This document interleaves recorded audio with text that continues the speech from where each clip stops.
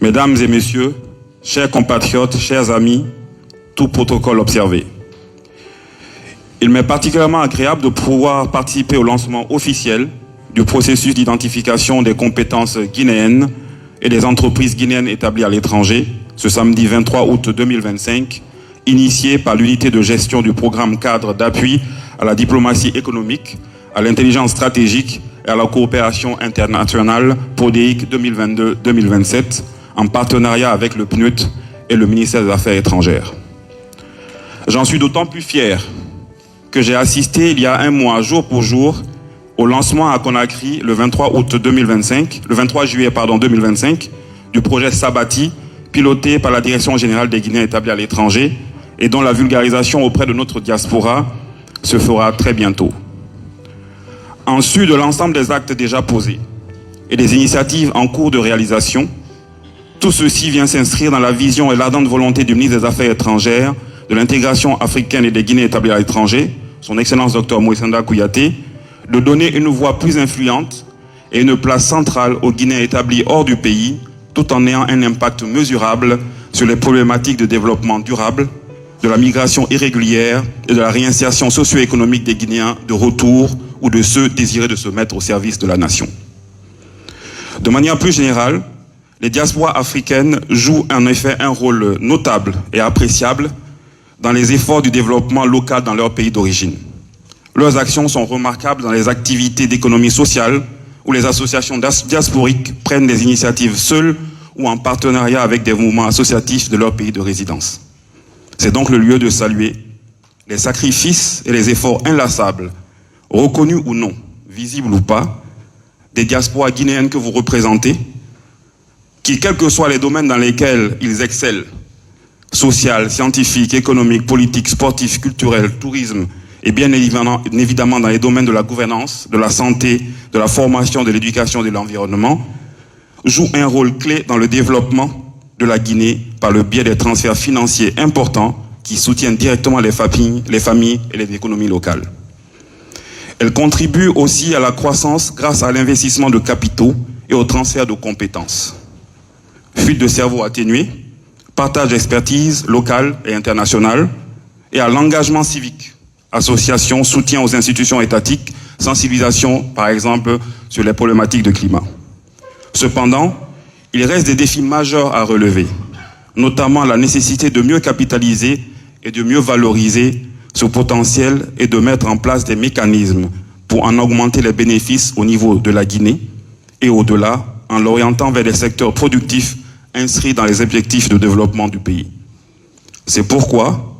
l'identification de la diaspora guinéenne et des entreprises guinéennes présentes en Amérique, en Europe, en Asie et en Afrique, ainsi que le recensement de ses compétences et de ses ressources, tout comme la détermination de son désir et de ses projets de retour pour contribuer au développement de la République de Guinée, comptent parmi les actions les plus urgentes à réaliser par la diaspora guinéenne. Une diaspora qui est aujourd'hui considérée à juste titre comme la 5e région naturelle du pays du fait de son poids démographique, de son économique et politique.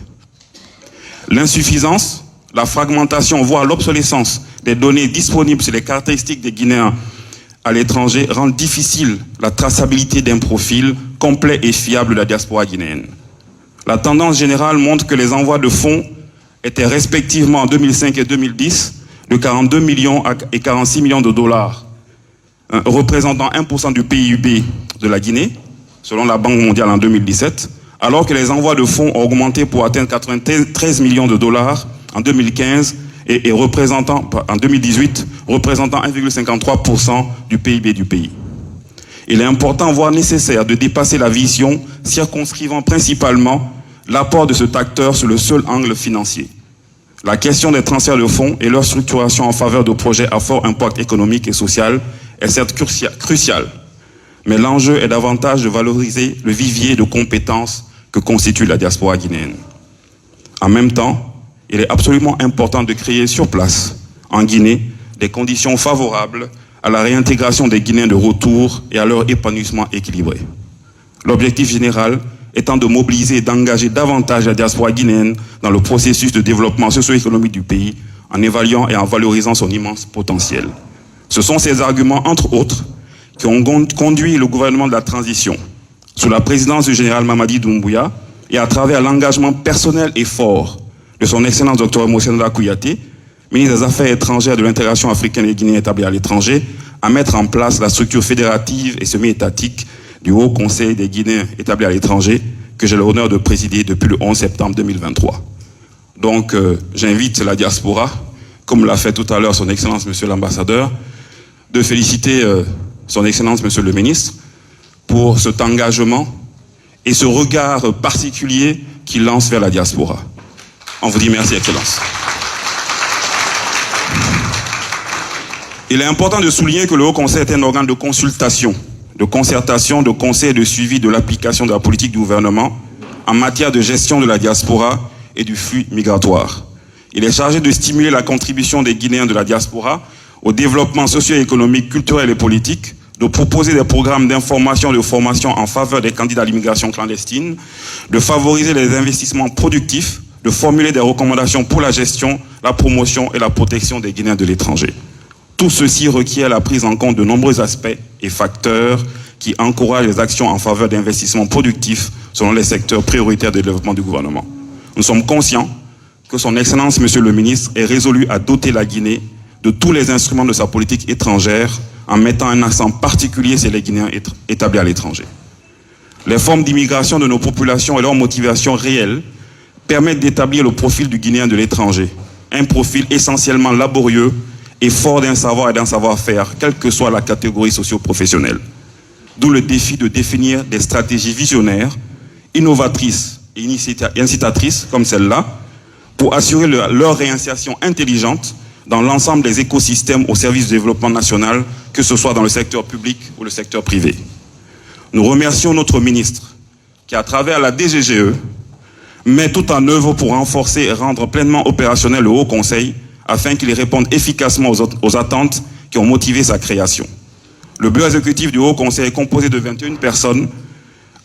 coordonnant les activités de 53 bureaux exécutifs représentant la diaspora guinéenne, soit compter sur les coudées franches, soutenus et appuyés dans le souci d'atteindre les objectifs fixés.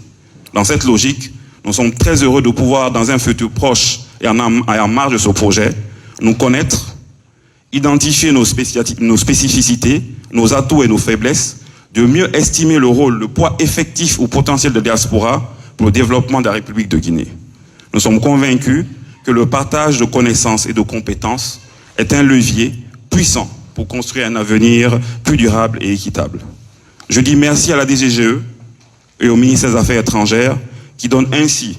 dans le cadre du PRODEIC, l'opportunité aux Guinéens établis à l'étranger de pouvoir apporter leur contribution pertinente et de se faire valoir à travers ce programme de profilage. Nous sommes curieux de découvrir tout au long de ce lancement ce nouvel outil qui sera mis au service des Guinéens établis à l'étranger et de la Guinée. Je ne saurais terminer sans féliciter les différents partenaires, les différents ministères ici représentés, l'ambassade de Guinée en France, les ambassadeurs de Guinée en Europe, et d'ailleurs, comme je l'ai constaté, et les CGE Europe, la GIP, la Chambre de commerce, et la nombreuse et valeureuse diaspora guinéenne de France, qui est un échantillon pionnier et qualitatif de la diaspora guinéenne à travers le monde. Ça, il faut vous le concéder. Un partenariat qui illustre le caractère transversal et inclusif de la présente démarche.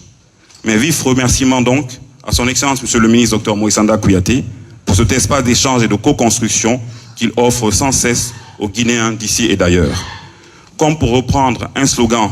que j'ai lu récemment sur le site web de la Chambre de commerce, d'industrie et d'artisanat, la diaspora guinéenne est avec tous les acteurs et partenaires prête à unir ses forces pour une croissance durable et inclusive de la République de Guinée, notre chère patrie. Vive les Guinéens établis à l'étranger, vive la Guinée, je vous remercie.